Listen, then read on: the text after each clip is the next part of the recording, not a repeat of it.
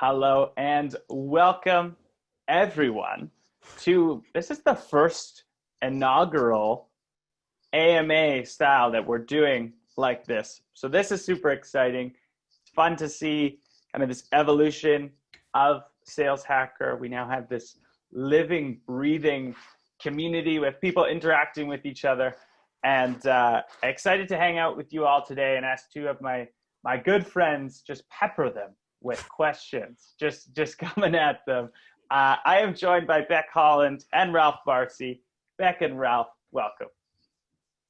Thank you. Thank you. Are you ready for this? Great to be here. Peppered. Perfect. So this, for those, as people are kind of going in, coming in now, a few things. So this is really to launch. Both Becc and Ralph have decided and done us the great honor of being moderators in our sales leadership channel. So they have both committed to basically spend time in there bi-weekly answering any questions that you have. So if you have any questions at all, anytime, you can go to the sales leadership channel that lives on Sales Hacker and ask these two questions, and they will get back to you, which is really, really cool. It's a direct line of communication to two incredible leaders. Becc will also be doing the channel on cold prospecting as well. But Ralph and Becc, thank you again. And maybe before we go into the peppering, the rapid fire questions here, can you both give your quick superhero origin story, starting with Becc?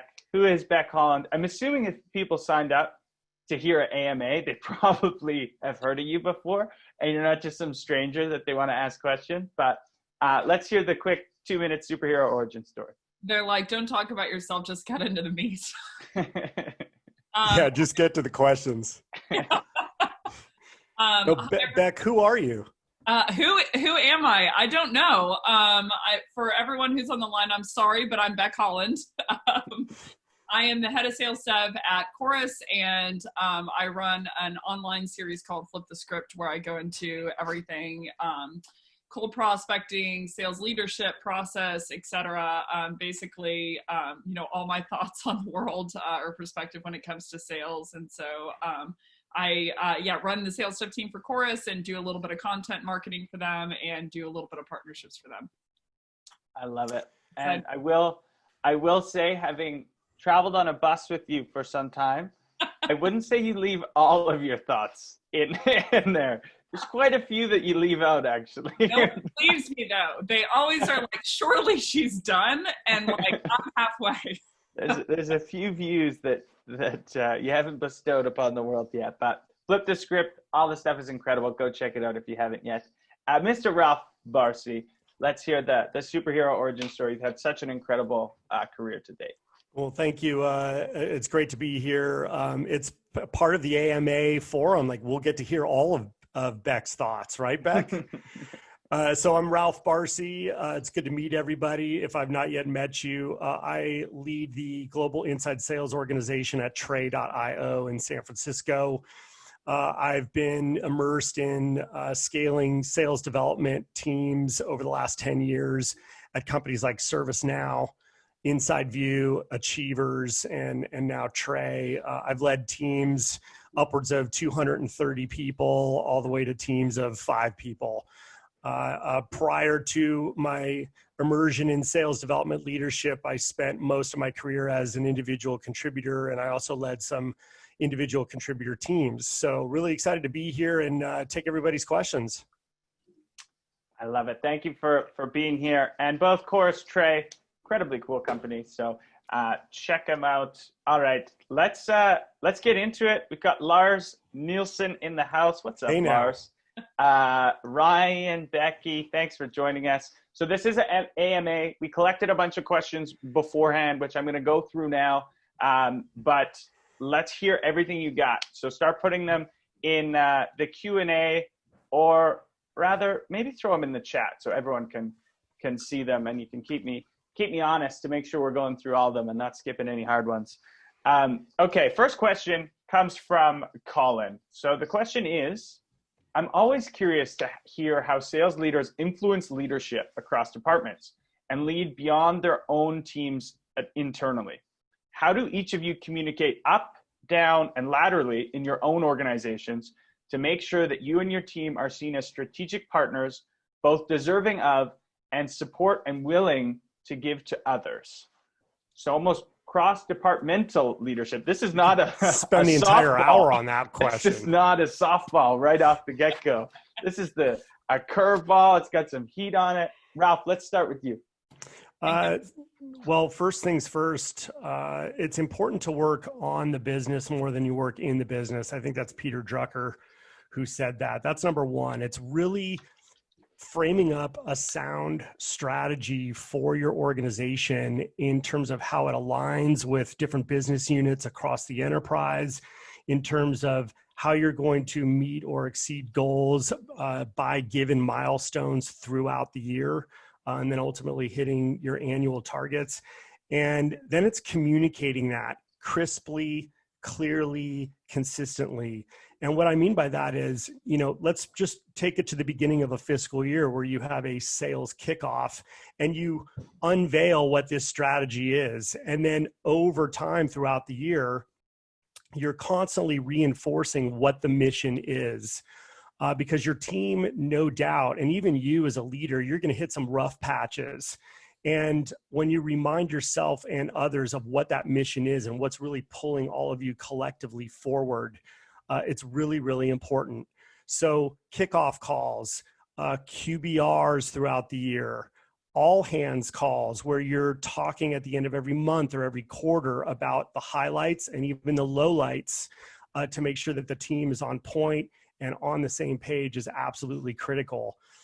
For me personally, every Sunday morning, I send my organization a weekly update, kind of recapping what we just did in the last week, but then always looking forward as to what's coming down the pike and how everybody needs to be ready to tackle the week ahead. And then those weekly updates end up in a centralized repository where we can access them. All stakeholders actually in leadership can access those throughout the year.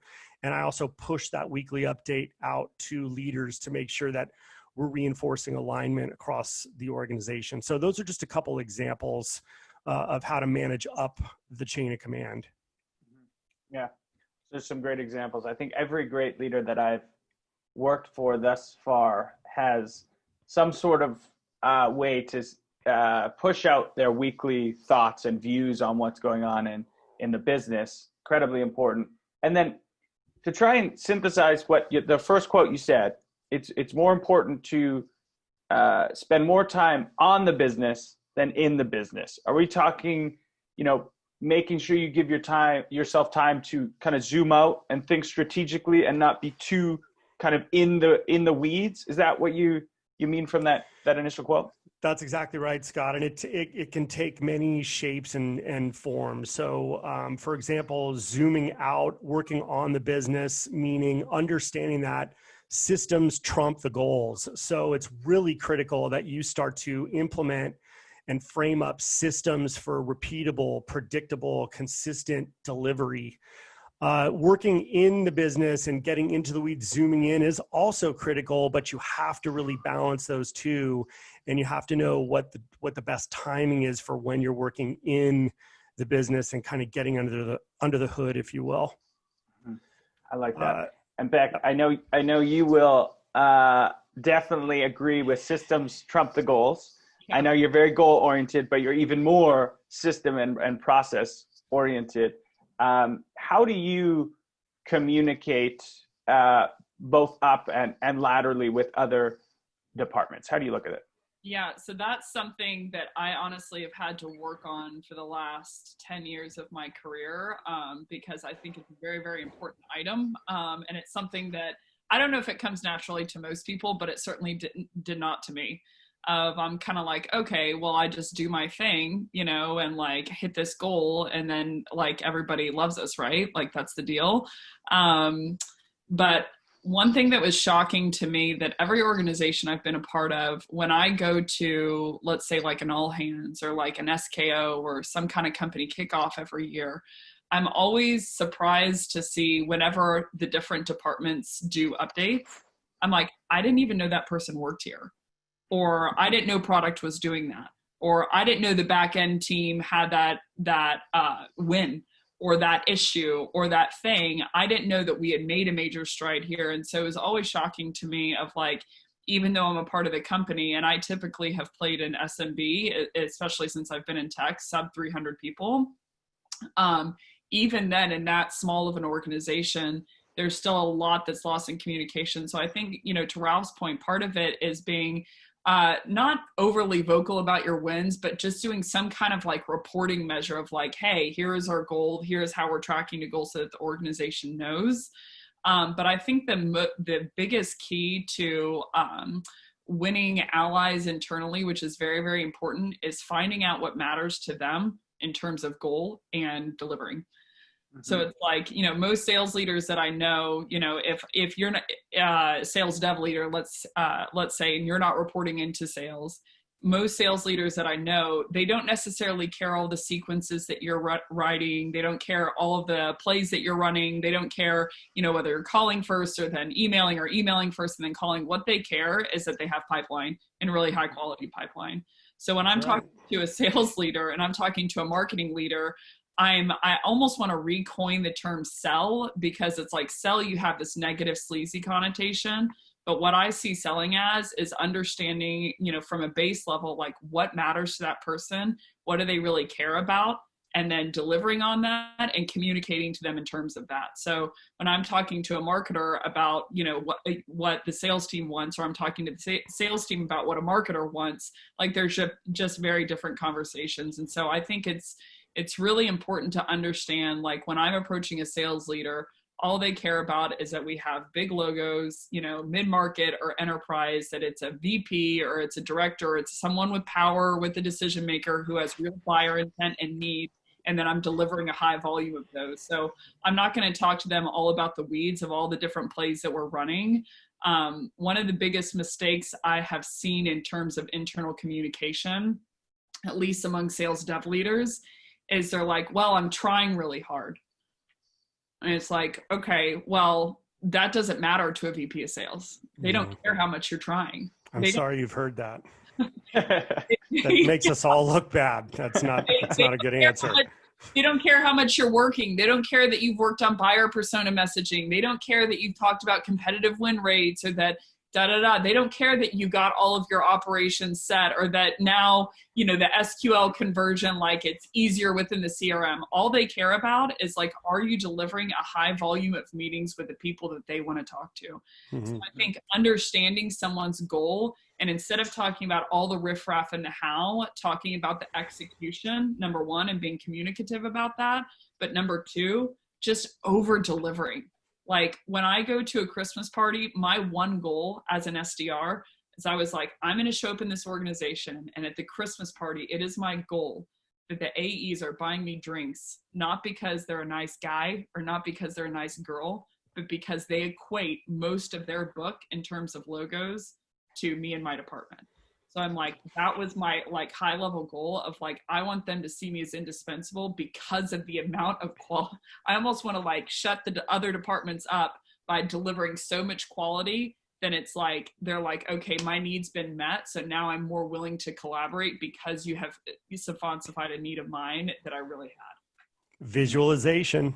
You could take it a step further. Let's say you're in a fledgling startup today, and you start to envision, look, I've gone through some really tough times as an SDR or as a rep or as a sales leader, considering COVID, considering sheltering in place, considering a lot of hits that maybe our company or just our pipeline have taken as a result. And I've navigated those rough waters, and I saw our company go from, let's say today, your company's bringing in about 10 million in ARR. Start acting as if and telling yourself the narrative of, I remember the days when we were doing 10 million ARR and now we're at 150 million ARR. and we're really set up well for our exit, which is either we go public or we get acquired, et cetera, but start having that conversation with yourself and acting as if you're already 3, 4, 5 steps ahead of where you are right now. Yeah. I love that. So there's 2 things there I want to highlight. So one, Becc, it was all about, when you are delivering a message, whether it's to a different leader in a different department or a different department, you have to lean on those sales skills that got you into the role where you're at, and reframe your priorities to what their priorities are. Totally. And then, and then, sorry, go ahead. You want to add something there? I think that's valuable in every conversation. Sorry to take the mic back over, but one of the initiatives, for instance, over here at Chorus was like, okay, we want partners in the space. We want sales engagement partners. We want, partners within the data providers. We want partners within the congruent vendors in the space. And so I think one of the thoughts when I came in was like, okay, we want to be close with outreach.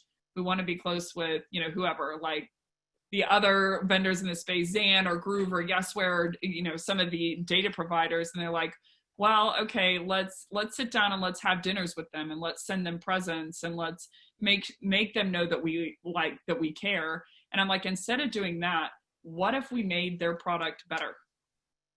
What if we gave them feedback and execution on how to make their product better? Then that allegiance and that rapport doesn't come from all the golf tickets or the football tickets or whatever. It comes from something much deeper of like, I'm going to aim to hopefully make outreach a better product in terms of execution, or, discover org cleaner in terms of data, or whatever have you that makes their business better. So then as a thank you, they give me some of that rapport back. So I think it's like, regardless of the conversation that you're having, instead of trying to buy that affection, buy it in terms of making their day easier, better, faster, cleaner, more value driven. Like, you're delivering stuff that they didn't even know that they wanted or they could have. And then it's like, and then the rapport, there's a selling methodology out there that they talk all about building rapport at the beginning. And I'm like, okay, like, you should be building rapport throughout by adding so much value to the person that the rapport is a byproduct. Like, stop talking about the picture of the boat in the background of their office. Like, talk about instead some idea that you have. Like, I remember I went to Manny, and I'll say this and then I'll be quiet. I went to Manny over at Outreach, and I'm like, hey, I need 5 minutes. And he jumped on the phone. He's like, you have 5-10 if you're good. I'm like, okay. So I like blacked out, and I'm like, these are the top 10 ways I think that you can make your product better, and you could deploy it, and you could do these sequences, and that would give your users more ROI because da da da da da da da. And like, he kicked open the conversation to a couple of the co-founders, et cetera. And he's like, hey, you need to like give this girl an hour. And it's like, that to me is the perfect impetus of a relationship. And you might have to ask Manny on whether he got value from it, but it's like, enter the conversation knowing that it doesn't matter how you feel. It matters how they feel and what they want, and how can I over deliver on that thing. So then they're like, oh, thank God Ralph's here. Like, thank God Ralph's here, because he always over delivers on his thing.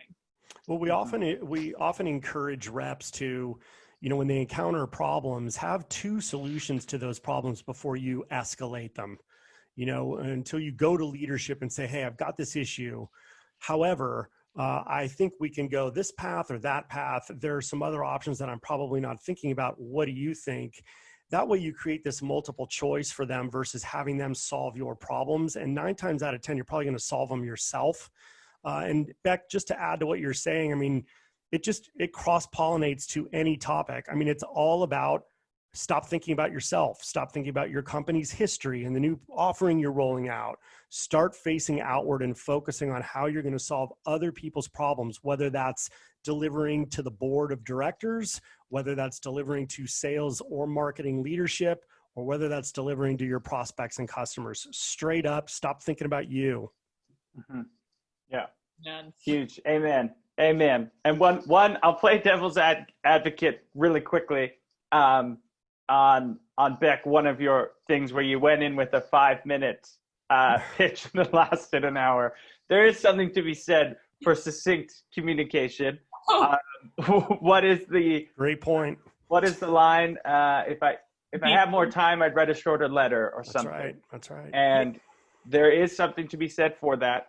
A really interesting way we started doing it at Sales Hacker was asynchronous communication. So we actually are using, everyone does a 5-minute update at the end of every week, and we put it in Slack and people watch it on their own time.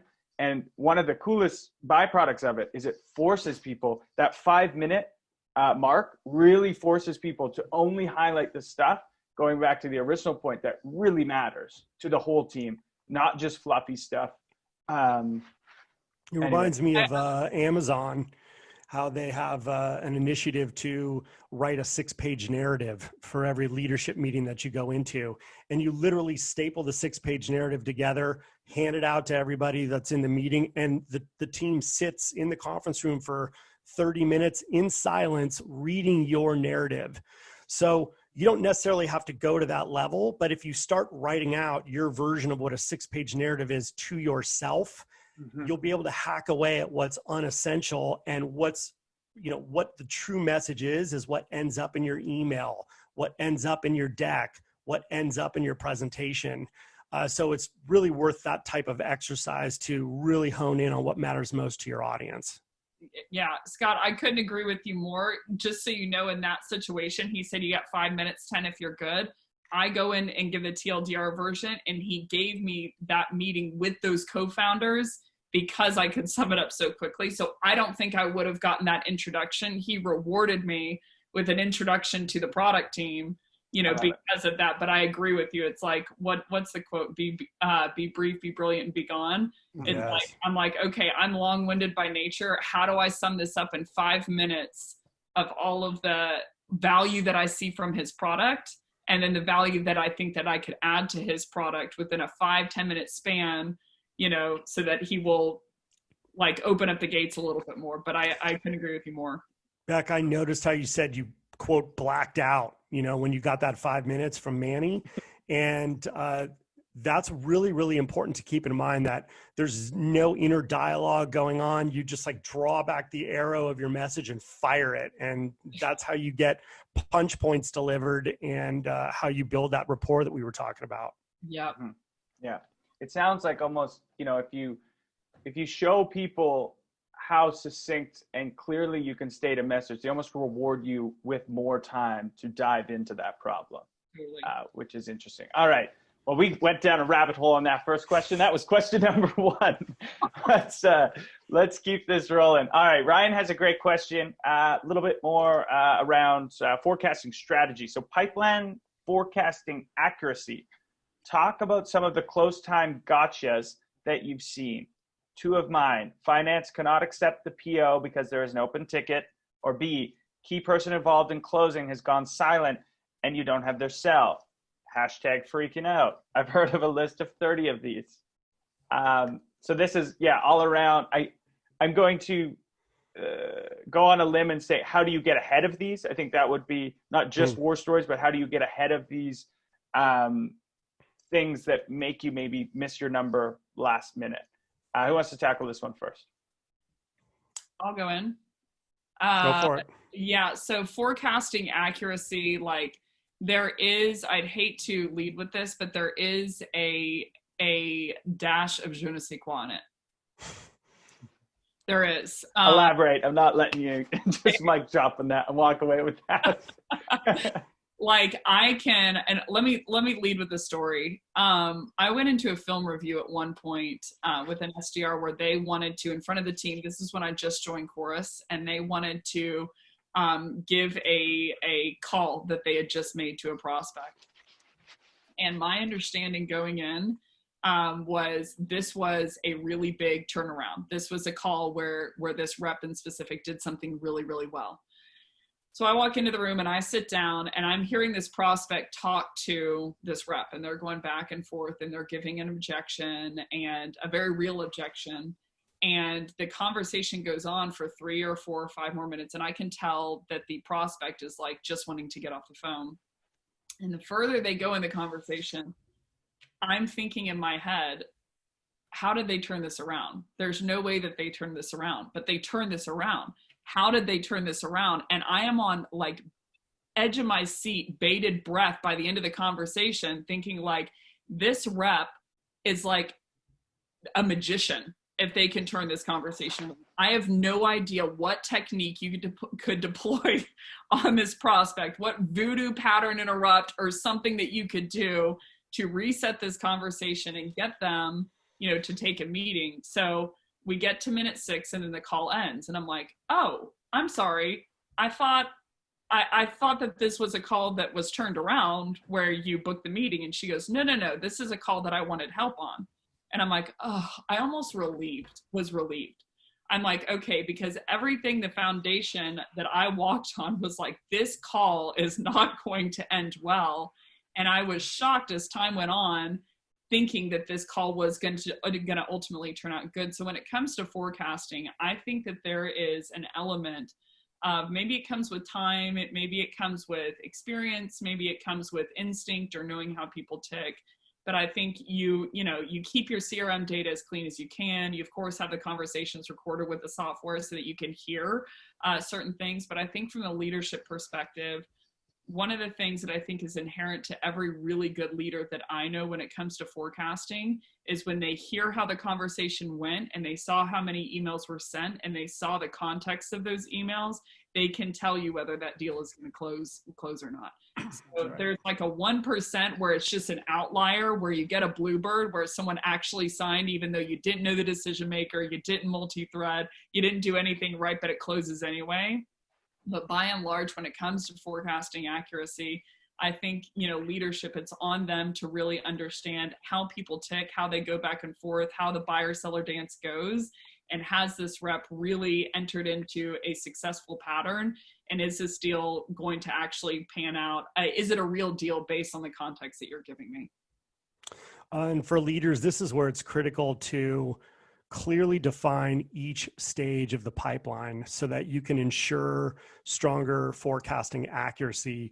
Going back to my days as an AE, I hate to age myself like this, but I had a full head of hair when this all started. And when I was selling, we barely had a CRM. We did not have technology where they could go back and listen to my calls, see my emails, etc. So it was my word. And I learned a lot of lessons during those times. Scott, you mentioned, the scenario where you have a champion, no question. You're getting through the process with correspondence from that champion. But let's just say this happened to me. The champion does not have a clear understanding of what her internal legal process even looks like. And so when your agreement gets to the redlining stage, you're communicating one thing internally on your side of the fence, not knowing that your champion is unaware that their legal process takes X longer than you both expected. And that's definitely going to throw off forecast accuracy. So it's almost reverse engineering and going to the old school. There's a great methodology called solution selling, and there's also the new solution selling that encourages having a mutual plan letter done in the middle of the sales process, where you are identifying milestones of how this thing's going to work out. And you're literally having your champion check the boxes in agreement that, yes, this makes sense. These dates work for us too, so that you're very clear on what the path ahead looks like. And you can't make assumptions in the midst of the sales process that your champion is familiar with what their legal process looks like, that they're aware of who the critical stakeholders are that are going to make a collective decision on whether or not to go with your offering. So there are no stupid questions throughout the process, but it's really, really important that you ask very elementary, fundamental questions along with your champion or your team of champions. Hey, how do you think that's going to get done by that specific date? And does that specific date make sense to your fiscal year or your current quarter, or the prioritization of all the critical business issues that we're going to resolve together? Ask fundamental 101 questions, and it'll go a long way. One of my favorite sales leaders of mine had a famous quote, which was, "It's better to lose in the first round than the 15th round." And that happens by asking those fundamental questions very, very early in the process. Mm-hmm. Love that quote. And mutual action plans, huge fan of mutual action plans, and especially when you put it in the terms of forecasting, it just gives you so many more objective things to look at. Have they hit all the things and the milestones that you sold them, and you don't have to rely quite as much on just, the spoken word or calls. All right, moving on here. Okay, where's it good? That was a great question from Ryan, by the way. That was a good one. Ryan also wants to know, Ralph, where's your podcast? Do you have a podcast going on? I don't have my own podcast. I've been an honored guest to several podcasts. You could check them all out if you go to ralphbarsi.com/show your work. And there's a hyphen between each word, show your work. You'll see the catalog of podcast episodes that I've been on. I love it. I think Sales Hacker has to change the fact that Ralph Barsi doesn't have a podcast. Maybe we need to figure that one out. Happy to consider it. I mean, I've got the microphone. Not putting you on the for spot or anything, but can you quickly sign this DocuSign we're about to send you while we're live? All right. Here's a great question by Graham. This is specifically for Becc. When you finish an outbound cadence, how long do you wait to place them on a new cadence? And how does it differ from the first cadence? Great question. So typically our cadence or our sequence, I'm going to use outreach terms, our sequence is going to be 16 steps over 21 work days. So it's going to be on average, about a month that it runs long. And if anyone downloads a piece of content, attends a webinar, hits ICC and hits ICT, then we flux them into that sequence instead, couching it with, hey, notice that you attended the webinar, the AMA with Sales Hacker, but more importantly, and then they personalize. And so our main hub personalization sequence is actually 15th out of all of our sequences. So I'm going to get really nerdy for a second, but I basically have 15 sequences that are labeled A1, B2, C3, D4, et cetera. And I have different scenarios of which I base that outreach on. So it'll be content downloads, webinar registrants, G2 buyer intent, trust radius leads, website views, MQL conversion, any kind of lost events attended, IPO, company funding that they raised. Some of them are automated, some of them aren't. So I'm kind of trying to hedge my way into getting these automated from different providers like G2 and like Crunchbase that are piping over these leads. But every one of them, mostly they will tag the reason dynamically that says like, hi, Graham, I noticed that you attended this webinar, and it will hyperlink into that, and it'll say, but more importantly, and then my reps are personalizing. But more importantly, I saw that you wrote this article on LinkedIn, where you said X, Y, and Z, then they tie into the value prop, and then they stick the landing in the CTA. I am ranking and re-ranking those sequences based on conversion. So every single month I've gotten my reps married to UC, go A1, B2, C3, D4, et cetera. And I am not the actual title of the sequence, because sometimes one sequence does really well one month and then it pipes down the next month. And so I re-rank based off of amount of meetings, conversion, and close one revenue off of those sequences to understand which one of these sequences is actually going to help my reps, all things being equal, book the most meetings. Once that sequence is done, let's imagine that they have run through a sequence and they haven't responded. Our last email is a breakup email. It's a different breakup email than most breakup emails that I've seen, but it's a breakup email. And we basically say, I just want to make sure I haven't overstepped my bounds, given this thing, like thought it made sense to reach out. Maybe it's me, I'm getting it's not the best time to connect. Did I get that right? If not, no worries. Perhaps we can connect in the future. So I'm like, I've told reps like far and wide, have integrity. So if I tell you, I'm just checking in to make sure that I haven't overstepped my bounds and I'm going to go away now, you got to go away.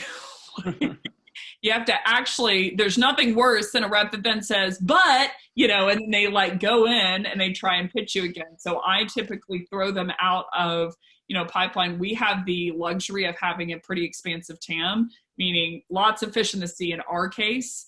And so, and if you're selling enterprise and you have a limited TAM, I would argue you have lots of TAM in terms of buyer persona. Like you probably have 200 to 300 buyers within a strategic organization. conversation. So I would cool them off for about 2 months, and then I would rotate it to another rep and have them take a different stab at the same type of style of writing, but they'll probably tease out different premises and put different hooks because we're personalizing every email. I like the breakup, Becc, that the approach rather, because I think it's more classy and more respectful than some of the breakups I've received. Not a huge fan personally of the, multiple choices. I've been eaten by an alligator and just dumbass stuff like that. Brutal. So really appreciate your approach. I have a question for you. Is the onus on the reps, whether it's SDRs or AEs, to author that copy, or are leaders doing that? Who's doing the writing of the content? Yeah. So most of the copy is on the rep, and I give them, these are 7 pillars to think about staying within and 7 deadly sins to stay away from. And here's how I rank the premise that you should pick out. And then I train them every single week on hooking. Because I think a rep, like they are made you can make or break a rep off of not the personalization, but how well did they hook that in terms of buyer persona. So I would say about 20%, the heavy lifting of list building, list cleaning, and the ranking I take on from an automation perspective.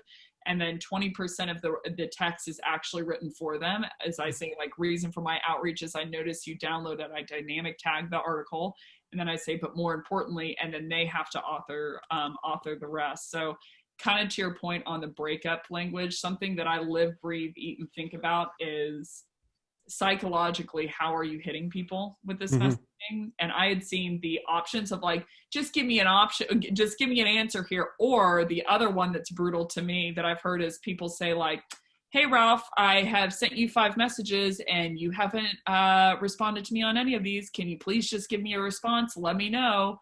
Like, they blame it on the prospect. Yep. I'm like, you have just probably 6x the likelihood that they will not respond, because now you've messed with their psychological state, and like, best case scenario, made them feel really bad about something that they didn't do. And so I'm like, there is a very high likelihood with breakup emails, if they're written in any other manner. In my perspective, it's like people have written off breakup emails because of that kind of text. And it's like, I think there's value to ending the conversation and doing a hard walkout principle. But I think you just have to be really careful about the language that you're ensuing and like take accountability. Like, if Ralph doesn't respond, it's not because he's bad. Ralph doesn't respond because I wasn't compelling. So say that, take the onus, and then have the integrity to walk out the door and stay out of the door for a couple of months and then rotate to another rep. Yep. We could do an entire episode on that kind of stuff too. That's another great question. Graham said in the chat, please don't break up with me.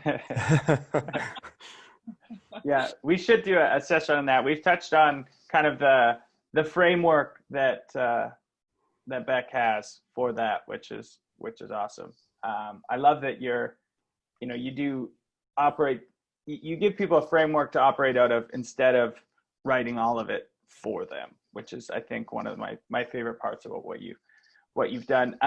Okay, let's get a few more in here. There's a lot of good ones, such a wide variety of things. Kaylin Smith, trying to think of creative spiff ideas to motivate my team and make it more fun while working remotely. In the past, I've done Power Hour Bingo. We're wondering if you have run any spiffs in the past few months that you have found effective. Motivation now, super important. Yeah, we ran one at Trey last quarter where we tied it to a greater purpose. So what we ended up doing is, this was a sales development spiff. We ended up polling all the SDRs and asking them, was there a local charity that they felt inspired to contribute to? For example, Meals on Wheels or, other organizations in San Francisco. Mind you, we were just being hit by the pandemic. We were just told that we needed to work from home and shelter in place, and be vigilant about that. So as a team, after polling everybody, we decided that Meals on Wheels in San Francisco was the organization that we would contribute to. They deliver meals to elderly folks who literally can't stand up, let alone go out and buy groceries for themselves. And that meant a lot to the team to be able to make a contribution to that organization. So we decided on a spiff total amount. Let's say it was $2,000, just for example sake. Half of that, $1,000, went to Meals on Wheels in San Francisco in the form of a check from Tray.io's sales development organization. And then the latter half was broken up and distributed to the winners of the SPIF program. And it was really, really fun and fulfilling, actually, to not only be able to cut a check like that to an organization like that, but to then share in the next all hands for the company what our team had done. And what we ended up doing really was setting an example, for the rest of the company to start thinking in those terms, much bigger than just, hey, this is a bingo spiff, or, it's all about our SDRs, or it's all about our AEs. Again, we face outward and start serving into the communities that we're part of. So that was a really exciting one. I really like that one. Something we spend a lot of time thinking about, this idea of conscious capitalism and how we kind of, build that into the DNA of everything, we do. And it's certainly a great motivator when you can tie it to something that's socially or environmentally kind of conscious. I like it. Becc, anything to add there? Any fun things you've done over at Chorus recently? Yeah, so I actually, speaking of rabbit holes, about a month Here we go. Here we go. We're going in. About a month and a half ago, my rabbit holes are up at night. So about a month and a half ago, I was doing some like deep dive into SPIFs and what other people are doing, and I didn't even know what SPIFs stand for. Turns out it stands for Sales Performance Incentive Funding Formula. So I'm like, okay, so this is a formula. This should be some kind of formula of how can I give me to actually get them to the quota attainment that I really want. So Ralph, full disclosure, is a much more benevolent, kind-hearted person than I am. Stop it. You balance me. That's why we brought you on. You're greater good. But the two SPIFs that we run over here that are that I would say are pretty unique, I think. Number one, anytime that someone responds with, hey, this was a great email because of your level of personalization, and I really like this. I knew over at Chorus, hypothetically, our platform should help you sell better, right? So I'm like, guys, we've got to be, we've got to edge on the best.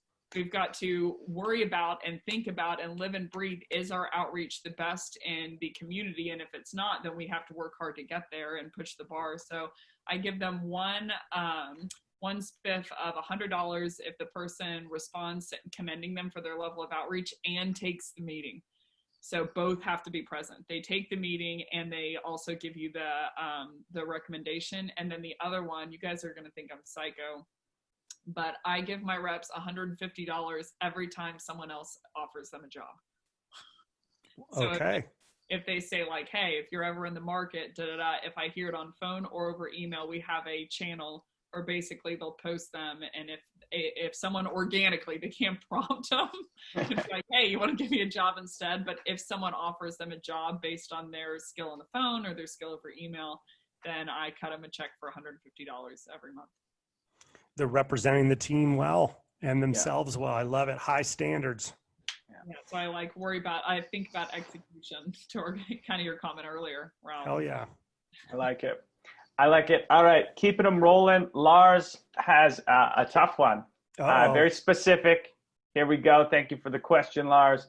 A B2B SaaS startup gets seed funded, and soon they want to start their go-to-market and get to revenue journey. Would you guide them to hiring a marketer first or a seller first? Ralph, you want to go or me? You can go. My wheels are turning because I know Lars will follow up with, okay, why?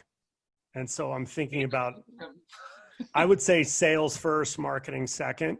You want to get the pitch across to the prospect. You want to bring the deal in, and then you want tails from the battlefield, so that a marketing engine could fine tune how the rest of those processes go. Again, it's the processes trumping the goals. But Becc, I told you I'd let you go first, and I just went ahead and answered. Sorry. I'm close to the same answer. I would say sales for sure.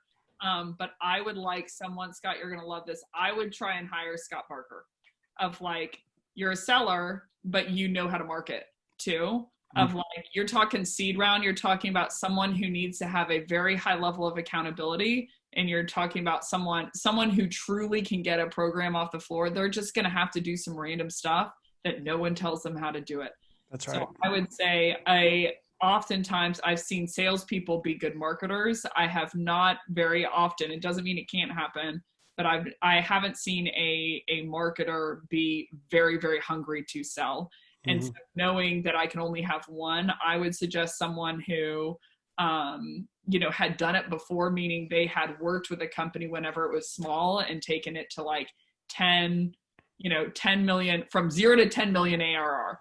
Like that would be the perfect rep to me of someone who just, maybe they spent time on social, maybe they spent time networking. Like I'm thinking of User Gems, for instance. There's a rep over there that I know User Gems because of Trinity. Trinity showed up at some content, sent me some stuff. We even did a webinar, and then she sent me a thank you gift that was very apropos to the conversation, because of who she was. So I would pick a salesperson who knew what the goal was. My goal is this. And so I'm going to use marketing and social presence and personal branding and whatever I have to do to get my number and to get my product off the floor. I like it. First off, thank you, Becc. And a much better answer. No, I love it. I think you both kind of hit on the same thing. And my personal view is very similar. Find someone who can sell first, who understands enough about marketing to be at least dangerous. And I think some of the best marketing right now comes from social proof. So Ralph, to your point, if they're out there having those good conversations, knock a few deals down, turning those into case studies, speaking through the customer, that's what's really going to help you accelerate at the get-go. Lars, let's hear if we did that question justice. Let's hear some feedback there if you're still on the line. All right. Kenneth Liu has a question. All right. For a smaller startup, what would be your top 3 sequences that are necessary, and how would you set them up in Outreach and Salesforce? If you can only pick three sequences, that's it. Everything else has to be tossed out. Not to discover you, Kenneth, but I'm gonna make you work for this one. Qualify them. Why can you only build 3? Given that it's free to build sequences once you buy Outreach, why would you only build 3? That's my question. I'm gonna guess time. Kenneth is a busy man. He only has so many hours. He's running a smaller team. I've never met Kenneth, but I don't know. We'll see. Let's see if he's in the chat. Kenneth, you still with us? I love it. She's serious. She really wants. I want the answer. Yeah. I mean, because I know from an infrastructure view, to put in all. He says he did. Sorry to cut you off. He did respond. So I'm going to speak on Kenneth's behalf. I want to see. He just wants to know priority. So I want to see the top 3 that are most important to you. That's okay. Good to know. So the top 3 that are have the highest conversion for us right now are, let's throw the tour out. The tour did pretty well in terms of personalization, but I feel like that's because we were teaching the execution of something and then we did it on the prospects. And so I think that's what led to it. That aside, the top 3 performing sequences for us are, G2 is going to love this, but actually G2 buyer intent, it depends highly on your language because you're doing something really creepy. You're telling someone that they were researching you. So G2 buyer intent, let's put cold outbound aside too. G2 buyer intent, webinar registrants for us, and executive churn with User Gems is really high. And then our 4th is content downloads. So again, all 4 of them were just dynamic tagging in the premise of like, not to be a creep here. That's literally the beginning line of the G2 sequence. Not to be a creep here, but it looks like someone from your team was researching, Chorus over on G2. So I hope you can pardon the overzealous intrusion. More importantly, I saw you wrote this thing, et cetera, et cetera. So G2 buyer intent, webinar, content downloads, and then executive churn are our top 4 performing sequences, part 4. Becc, does it throw a lot of prospects off today? The G2 buyer intent. scenario, for example, where they actually think it's creepy. And here's what I mean: as we step into the latter half of 2020 and into 2021, considering the dynamic, robust tech stacks that companies have today, for example, you can have an automated message fire off when someone's perusing your website, et cetera. Is that new to a lot of people, where it kind of throws them off that you're aware of that? Yeah, so I think it could be. If I had to guess why we've been successful with the sequence is because we did two things from my perspective that were different. Number one, we do what I call CRD, or classic role diffusion, meaning I say not to be the cheesy, annoying sales rep that just feature dumps on you, but we do have this new feature that X, Y, and Z, blah, blah, blah. So I use that in a lot of the language where I think about, okay, what is this person thinking, and how do I call that out beforehand so that I can enter in and I like that. they know I have self-awareness. So for G2 buyer intent, we're like, not to be a creep here, but so that's the first thing. You just get in front of it. Right. And then the second thing that I would do is I would say always be assumptive, because automation's not perfect and data is not perfect. And you don't want to be the person that says you're doing this. And then they're like, their natural child ego state kicks in. And so they're like, no, I'm not looking at it. And when it comes to like providers like G2 or Trust Radius, they provide at the account level. They'll say like Trey.io is researching, in San Francisco, but they won't say Ralph. Yeah. So it's a good chance that it wasn't that person. So we'll say like, not to be cheesy, but it looks like. Yeah, it was you or someone at your company. Right. And I would always have that assumptive, plug. I think a lot of salespeople are like, I'm confident I'm the one for you. And I'm like, the more overconfident you are before you actually know something about a prospect, it actually triggers in their mind that they should distrust you. Because they think that you're going to plug no matter what. So I think you're talking about yourself right out of the gate. Bingo. So if you call out like, hey, not to be this person that's doing this thing, not to be creepy, not to be over intrusive here, but it looks like someone from your company was researching us. More importantly, I saw this article that you wrote on LinkedIn where you talk about X, Y, and Z. What if and then we go into a normal personalized value hook. Like that to me is the keys to the kingdom. So we haven't ever received someone being like, that is creepy and I'm mad about it. But stay tuned. You never know. I like it. I remember running a similar play when I was running a BD team like 6 years ago when HubSpot first gave you website visits and you could just see what like IP came. And we had a play that worked so well that was just called, Can I Give You a Hand? And we would just be like, hey, Coca-Cola, turns out someone in your organization is on our website, and I'm really just trying to help you out. And then the piece that I think you're totally right, what makes it effective is you're almost reading their mind. You're saying, here is why I think they might be on it. And even if you're wrong, it shows this self-awareness of like, oh, okay, maybe it's like a chance to showcase your product, which you never get to do and you never should do, but in a helpful way. Totally. We run that same thing for website views and for email opens as well for the nurture campaigns.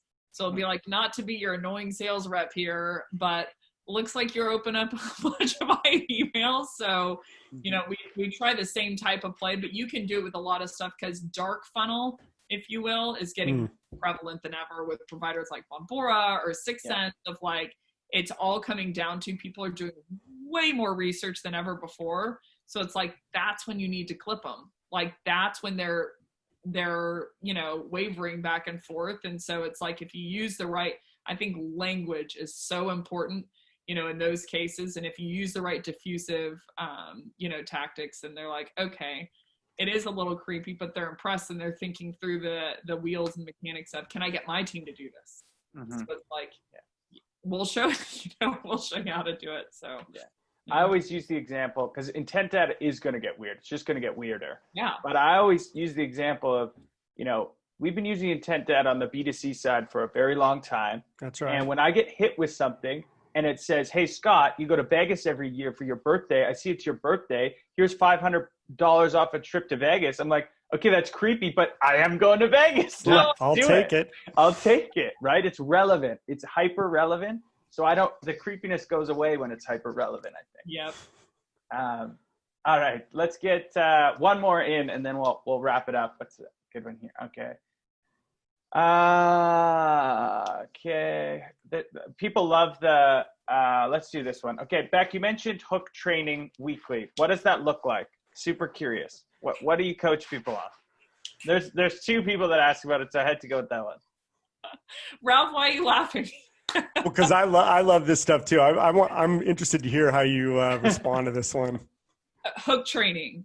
Hook training is I think I'm doing a video on it in 2 weeks when I go back to SF. Hook training is the hardest thing of a rep. Anyone can personalize.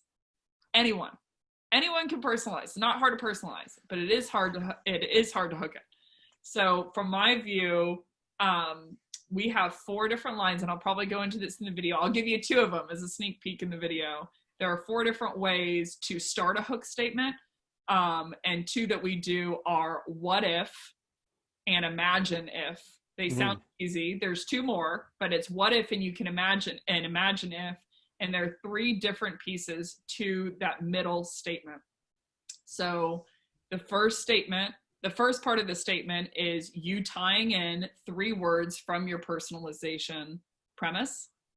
So like if they're talking about scaling effective teams, you need to be able, from my view, to highlight 3 of those words and hook in those 3 of those words in the first part of your statement. The second piece of the statement is you navigating your way back to buyer persona and what they actually care about.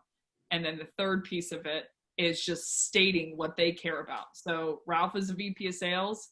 He cares about quota attainment, I would guess. Yeah, top of the list. He cares about quota. So the first piece I'm hooking in 3 words of that personalization piece, because people more than ever, because they distrust personalization, they're looking to just prove that you were actually personalized and that you actually knew who they were. So the first piece, we are hooking 3 words from the first statement where we personalized, said you did this article where you said this. We're reorging those 3 words to a beneficial outcome for us, where we're saying, what if you could X, Y, and Z? The second piece is we're navigating our way back to buyer persona.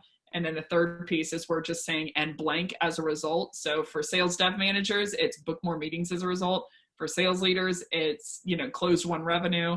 For sales ops, it's objective and complete, data within their CRM. So it's like, there's one thing that your buyer usually cares about overarching that does keep them up at night, by and large. So it's like the last part of the statement, we say, and blank as a result, and we just put in what they want typically as a buyer. But the video, I'll go much deeper, but that's just kind of like a sneak peek. Dope. I love it. Well, the good news is we have a bajillion questions. I'm going to let you both go. But the good news is both of these 2 incredible leaders are going to be hanging out much more in the Sales Hacker community. You can speak to them directly through the channels that they're moderating. And we're actually going to be doing this more. We're going to do this once a month, this kind of live, fun AMA format, which I'm certainly looking forward to. Becc and Ralph, thank you so much for all the insights today. That was super, super fun. And thank you. For everyone who hung out, thanks for the great questions. Really informed, thoughtful questions. Appreciate it. And we'll see you next time.